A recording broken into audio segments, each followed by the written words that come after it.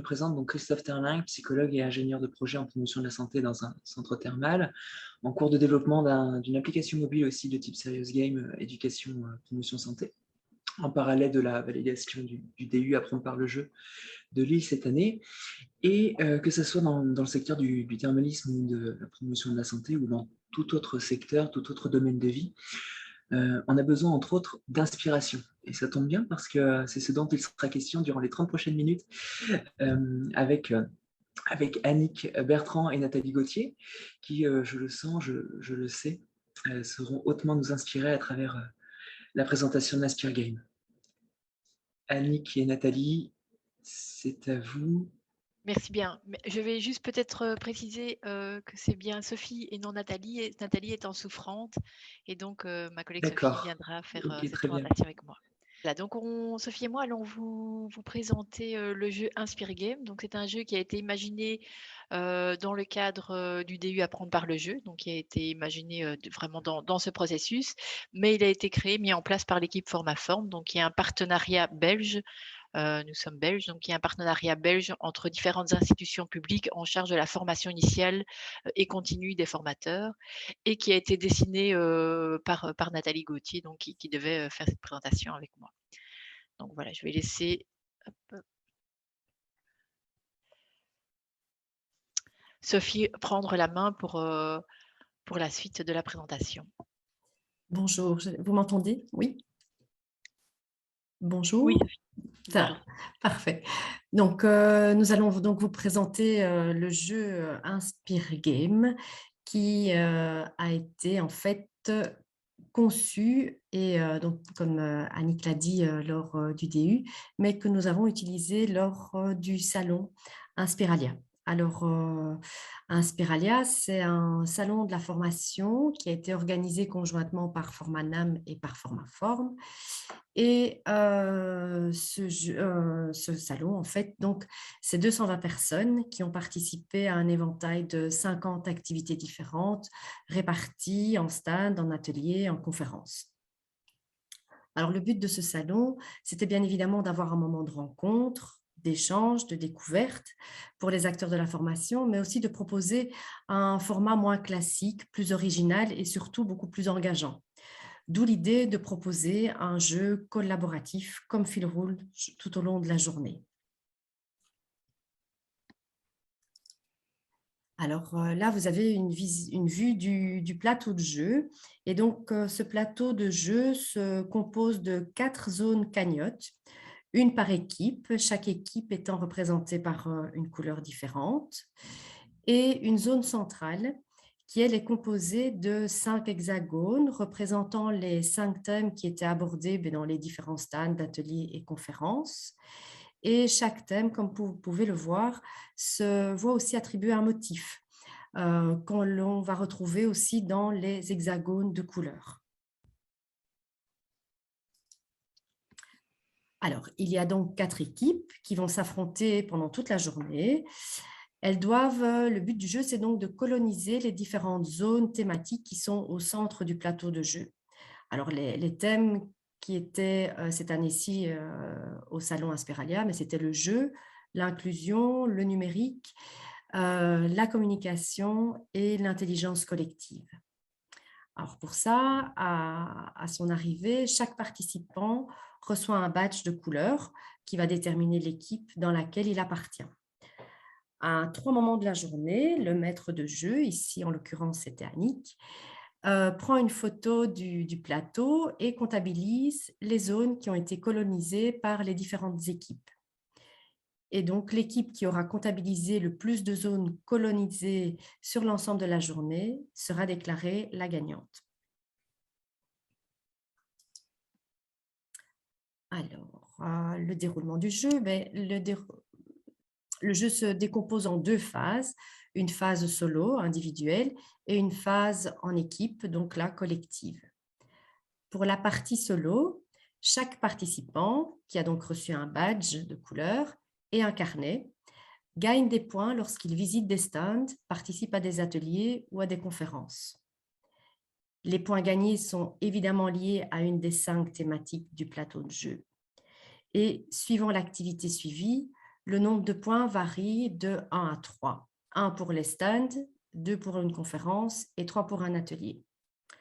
Donc, si je vais écouter une conférence sur la communication, eh bien, on va me valider 2 petits hexagones de mon carnet avec le motif un petit point qui correspond à la communication.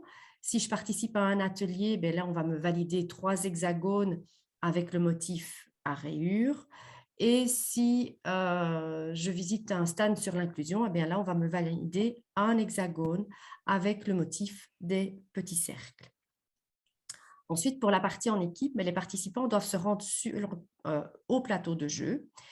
Et là, le maître du jeu comptabilise les points rapportés en fonction des thèmes.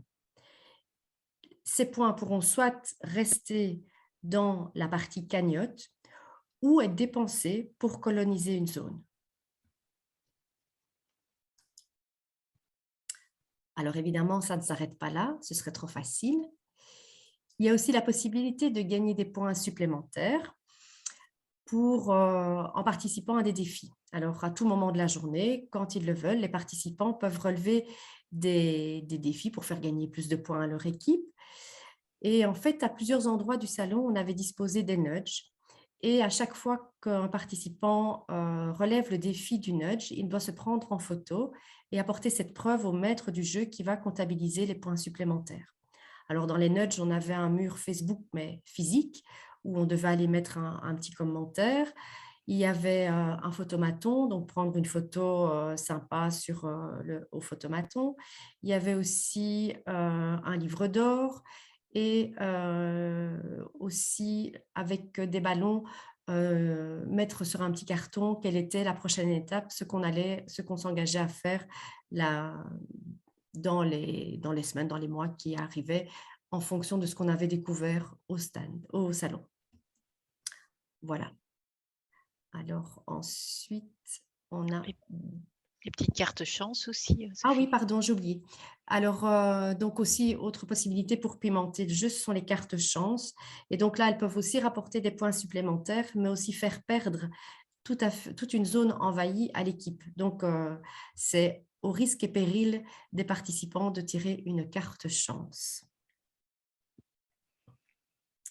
Voilà, et donc là, en fait, vous avez une vue, des photos du plateau de jeu grandeur nature. Et voilà. Et là, le carnet, donc le matériel qui a été utilisé, le carnet, les cartes chance et au-dessus, donc les petits tampons qui servaient à valider les hexagones. Et en bas, vous voyez aussi les petits hexagones et on venait mettre des tampons à chaque fois qu'un participant arrivait à un atelier ou suivait une conférence, etc. Alors, au niveau mécanique, alors je vais faire une mini interruption. Excusez-moi. Les aléas de travailler chez soi. Voilà, c'est du direct. Veuillez m'excuser. Alors, au niveau des mécaniques principales du jeu, nous avons pu relever 3 mécaniques principales. Donc, la première, c'est la gestion des ressources. Étant donné que tout au long de la journée, les personnes vont devoir capitaliser un certain nombre de ressources qui sont ici un ensemble de points, comme l'a dit Sophie, soit en allant sur des ateliers, en relevant des défis, en allant visiter des conférences. Et donc, ils vont capitaliser ces gestions de ressources. Alors, ils vont la capitaliser premièrement dans leur petit livret, puisqu'à chaque fois, ils vont recevoir un tampon. Mais ils vont aussi la capitaliser dans la cagnotte par couleur. Donc, une fois qu'ils auront décidé de venir vers le plateau du jeu, ils pourront cagnotter dans la zone de leur équipe. C'est évidemment un jeu qui est basé sur la coopération, puisque l'équipe doit avancer ensemble, bien que ce sont des gens au départ qui ne se connaissent pas, donc certains se connaissent mais d'autres pas du tout. Donc c'est vraiment le badge qui va créer ce lien, la couleur du badge qui va créer ce lien entre les différents participants. Et donc ils vont devoir coopérer afin de, à un moment donné, pouvoir prendre la maîtrise d'une zone. C'est également une mécanique d'enchère, étant donné que pour pouvoir maîtriser une zone qui est déjà conquise, ils doivent verser un nombre de points supérieur de 1. Donc, si l'équipe rose a conquis la zone numérique avec 60 points, l'équipe jaune pourra faire une enchère supérieure, donc mettre 61 points ou en mettre 70 ou 80, selon évidemment ce dont il disposera dans sa cagnotte, pour devenir le nouveau maître de la zone. Donc il y a vraiment une optique d'enchère par rapport aux différentes zones thématiques. Alors nous avons aussi identifié deux mécaniques plutôt secondaires du jeu. La pioche, donc qui permettait de remettre un côté aléatoire et de redistribuer le jeu à tout moment de la journée, hein, puisqu'on avait quand même à un moment donné dans ces cartes malchance la possibilité de perdre la maîtrise d'une zone, ou dans les cartes chance la possibilité de prendre une zone alors qu'une autre équipe avait peut-être tout misé sur cette zone. Donc ça pouvait vraiment redistribuer le jeu. Et le combo, puisque les personnes pouvaient décider de cumuler un certain nombre de points individuels avant de venir le déposer dans la cagnotte et ainsi être plus fort par rapport à la stratégie qu'ils pouvaient mettre en place dans la cagnotte. Alors, si on se réfère au profil de Bartle, on a essayé que tous les profils puissent y trouver un intérêt. Alors, pour les collectionneurs, nous avons donc plusieurs missions à remplir. Vous avez ici en dessous vraiment les petits cachets selon la participation à des ateliers, à des conférences, tous les défis à relever. Donc, ils avaient plusieurs missions à remplir qui leur permettaient vraiment de cumuler des récompenses. Au niveau des combattants, eh bien, là, on avait un objectif clairement identifié de gagner. Donc, il y avait une maîtrise de différentes zones en fin de journée avec un prix qui était remis. Donc, c'était un ensemble de jeux de société, un prix qui était remis à l'équipe gagnante. La possibilité également de prendre la stratégie de l'équipe en main,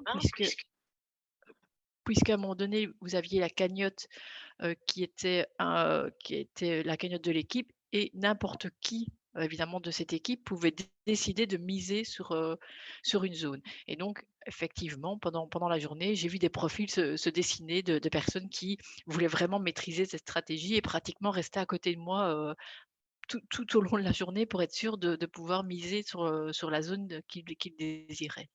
Et puis, nous avons un classement. Au niveau des explorateurs, on a des ateliers pour tester, découvrir et enrichir la cagnotte. Donc là, c'est vraiment en termes de découverte, d'échange, de rencontres, et des missions individuelles et des missions de type plutôt collectif.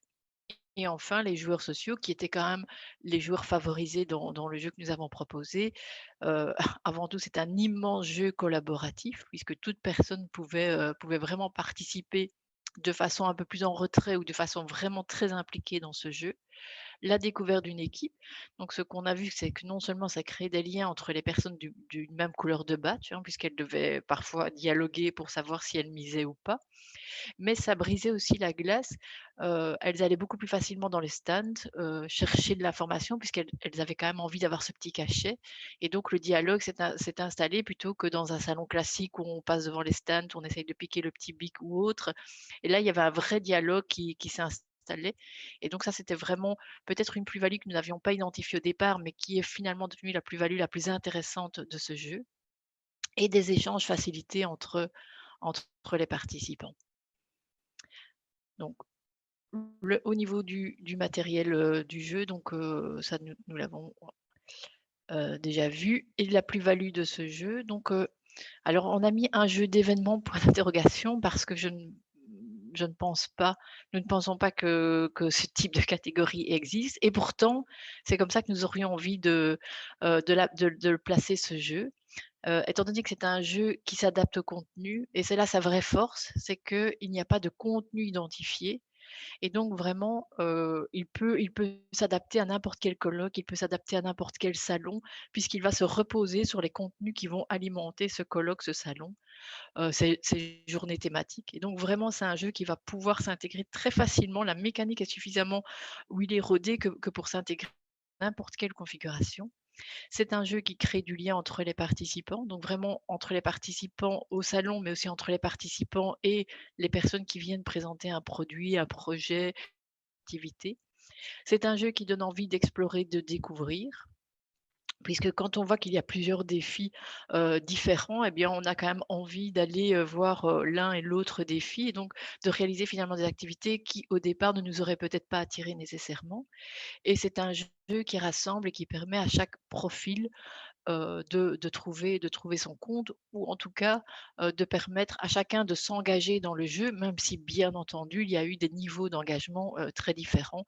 Certains venant juste déposer dans la cagnotte collective les points et se moquant quelque part de de cette, stratégie mise en place pour maîtriser des zones, alors que d'autres allaient vraiment au bout du jeu. Voilà, la présentation de notre jeu, se termine et donc nous sommes bien sûr à votre écoute pour les questions. Oui, merci beaucoup pour cette présentation très bien faite. Apparemment, pas mal de personnes semblent inspirées déjà dans le chat. Alors nous avons Astrid, qui nous pose la question de combien de participants minimum, peut-être maximum, et combien de participants par équipe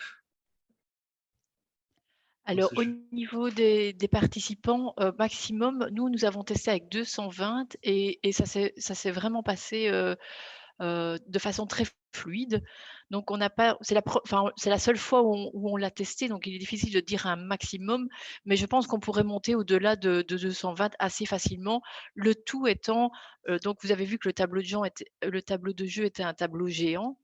Ça, c'est important pour avoir un visuel très facile pour tous les participants. Voilà, si on à mon avis, une personne nous étions une et demie, à récolter les points et à noter dans les cagnottes. Voilà, si on monte en termes de personnes, il faut peut-être prévoir 2 personnes ou 2 et demi maîtres du jeu pour récolter les points et avoir quand même un échange avec les participants. Au minima, il y a déjà 4 équipes. Hem, voilà, c'est quand même un jeu qui nécessite d'avoir du contenu, qui nécessite d'aller rechercher des défis. Donc voilà, c'est vraiment un jeu qui ne peut, je pense, s'adapter que dans un cadre de salon, de journée porte ouverte. On pourrait imaginer une journée porte ouverte d'un centre de formation et aller découvrir les différentes formations qui existent, revenir participer à ce jeu par rapport à ce centre de formation. Oui, donc une sacrée capacité finalement, hein, 220 personnes, c'est vrai que c'est annoncé, hein, c'est énorme. Il y a une personne qui nous dit c'est énorme avec un point d'exclamation. Donc en effet, oui, oui, vous pouvez accueillir pas mal de personnes à travers ce jeu et puis ça donne certainement pas mal de possibilités. Alors, je vais compléter avec justement, en termes de possibilités, de capacités, ça reste toujours dans la même lignée. Qu'est-ce qui limite, c'est une question du chat, qu'est-ce qui limite le jeu à s'étaler sur plusieurs jours, voire semaines? Je pense aux entreprises, entre parenthèses, je pense aux entreprises gamification de process. Alors sur plusieurs semaines, nous n'y avons pas pensé. Par contre, sur plusieurs jours, je pense qu'il pourrait s'adapter à plusieurs jours. D'ailleurs, nous l'avons fait même sur une journée. Au départ, nous avions prévu une seule récolte de l'information ou un seul, état final du jeu en fin de journée et là, on cassait un peu la dynamique puisque alors simplement, on avait intérêt à cagnotter dans leur zone, collective, dans leur zone d'équipe et en toute fin de journée à tout miser et donc là, on perdait évidemment cette stratégie d'enchère et de prise de risque, hein, parce que si je mise tous mes points à un moment donné à 2 heures de l'après-midi, est-ce qu'à 4 heures, d'autres n'auront pas décidé de cagnotter et pourront prendre la zone? Et donc, c'est pour ça qu'on a mis par 3 fois, on a fait une photographie et en fait, on remettait un peu le jeu à zéro à ce moment-là. Et donc ça permettait quand même d'introduire ce côté aléatoire parce qu'ils n'étaient pas informés du moment où on faisait la photographie. Donc ils étaient bien informés qu'il y aurait 3 moments distincts, où le jeu serait remis à zéro. Mais donc cet ajout, de règles, je vais dire, permettrait de l'étaler sur plusieurs jours, simplement alors en faisant des photographies, à plusieurs moments sur les différents jours. Tout à fait. Merci pour cette idée en tout cas. Le chat est toujours autant inspiré apparemment avec Camille qui nous dit en tant qu'étudiante, je verrais bien ce jeu dans un salon d'étudiants. Est-ce que c'est quelque chose que vous avez déjà expérimenté? Est-ce que c'est quelque chose que vous imaginez dans ce cadre? Alors je laisse peut-être Sophie, répondre car Sophie a une grande connaissance des étudiants. Très bien. Mais Testé, non. Donc, comme Annick l'a dit, on ne l'a testé qu'une seule fois donc, lors du salon Inspiralia. Mais c'est vrai que pour avoir participé plusieurs fois à des salons étudiants, ils viennent là juste, ils se baladent et ils vont juste chercher une information là où ils ont déjà en fait une connaissance. Et comme on mettait dans le chat, je pense, il y a aussi un peu le côté timidité. Mais moi, je pense que ça pourrait évidemment très, très bien fonctionner dans ce type de, de salon avec des étudiants, les salons orientation ou information. Oui, oui, franchement. Et puis, Et je vois aussi dans l'enseignement supérieur pour les portes ouvertes, tu en as parlé, Annick, les portes ouvertes des centres de formation ou enseignement supérieur, oui, bien sûr. Et de nouveau, je pense que c'est vraiment un jeu qui permet de créer du lien et d'aller véritablement vers les gens qui sont derrière leur stand, qui sont là dans leurs activités, dans leurs ateliers. Oui, oui, franchement, c'est vraiment très prenant, en fait, engageant. oui, puis je dirais, en tant qu'étudiant, ça laisse à penser aussi que ça existe en tant que futur professionnel, Oui. je pense. Alors, une autre question, on a encore un petit peu le temps. Les participants sont répartis de façon... Pardon, une question de Claire-Marie. Les participants sont répartis dans les équipes de façon aléatoire par l'interrogation? Alors oui, nous, on les avait répartis de façon aléatoire parce qu'il n'y avait pas d'intérêt à mixer, enfin, à choisir les équipes. Par contre, on pourrait imaginer tout à fait de les répartir de façon choisie en fonction d'une répartition de compétences, par exemple, dans les équipes. Mais nous, il n'y avait pas d'intérêt à faire cette démarche, donc c'était bien aléatoire, oui. Très bien. Alors, Laurence qui nous dit ça nous donne des idées hein, pour dynamiser une journée porte ouverte pour l'enseignement supérieur. Oui, en effet, c'est ce que vous disiez, Sophie. Très intéressant ce jeu de Katia. Une question de Immersium. Est-il possible de mettre le PowerPoint dans la discussion, s'il vous plaît? Je ne sais pas. À vous de... Oui. Oui.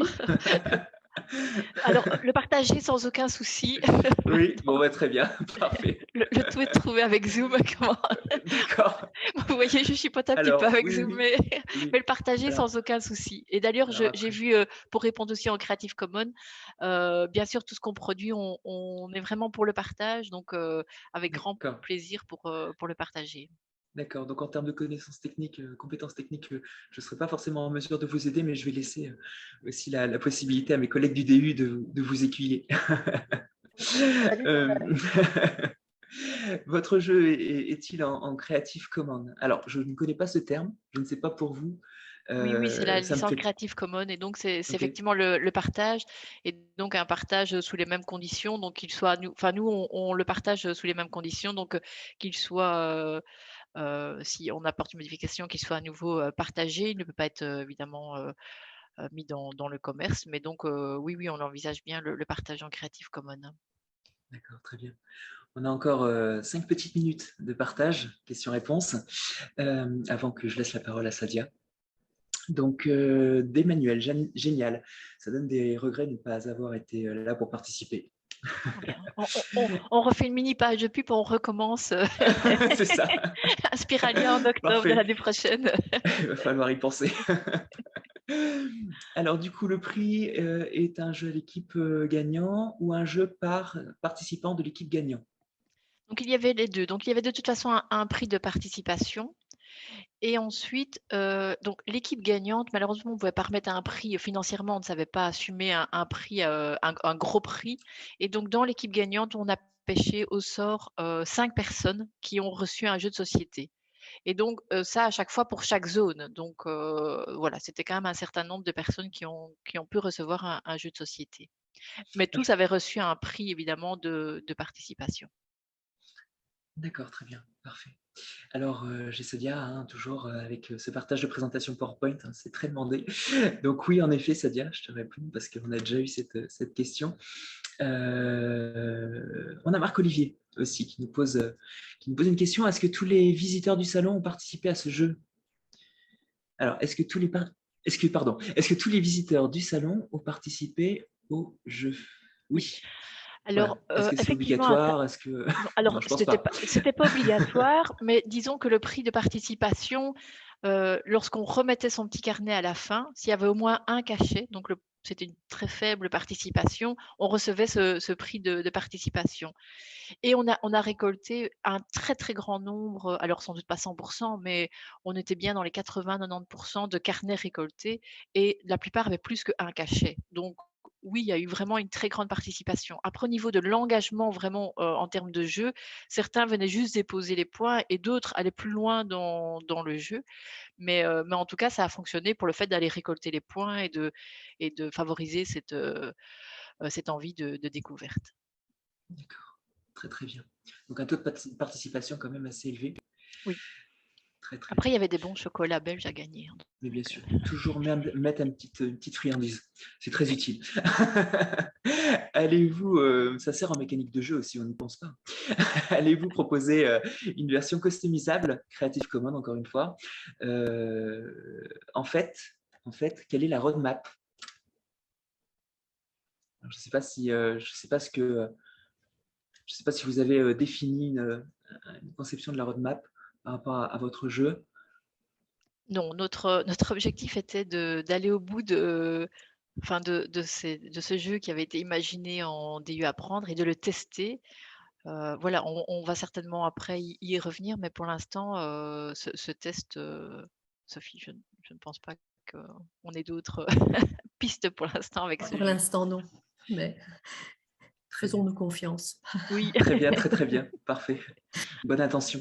Alors, on arrive vraiment à la fin hein, de la présentation. On a Laurence qui nous demande les coordonnées, si possible, vos coordonnées LinkedIn pour qu'on puisse vous retrouver et prendre contact avec vous. On a Ben Youssef qui vous donne la démarche. Merci Ben Youssef pour le partage PowerPoint pour tous.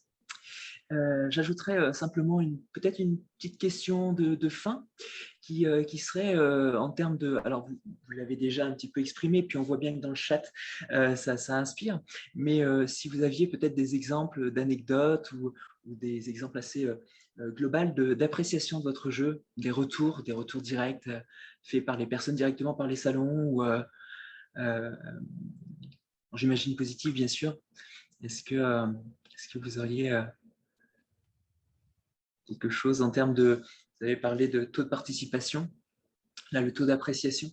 Oui, et donc on a effectivement une satisfaction assez importante qui a été mise dans le livre d'or. Donc il y avait un livre d'or à la sortie du salon avec des avis relativement positifs, hein, assez positifs même sur l'ensemble du colloque. Mais c'est vrai que le jeu revenait de façon très régulière.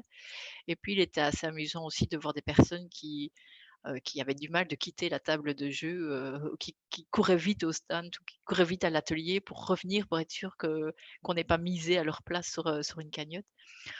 Donc voilà, mais ça c'est vraiment selon les types de joueurs, hein. Certains sont plus investis que d'autres. Alors voilà, je pense que enfin c'était surtout l'engouement en fait tout au long de la journée. La table, il y avait constamment des personnes autour de la table et c'est à part la première heure où c'était relativement mort, mais c'est logique le temps que les gens récoltent et comprennent le système. Mais sinon la table était vraiment très vivante, donc il y avait beaucoup d'échanges autour de cette table de jeu et c'était ça qui était vraiment très agréable aussi à vivre comme expérience. Eh bien, merci beaucoup à vous pour ce temps de présentation, ce temps d'échange. C'était très agréable. Beaucoup d'inspiration aussi dans le chat. Merci à vous.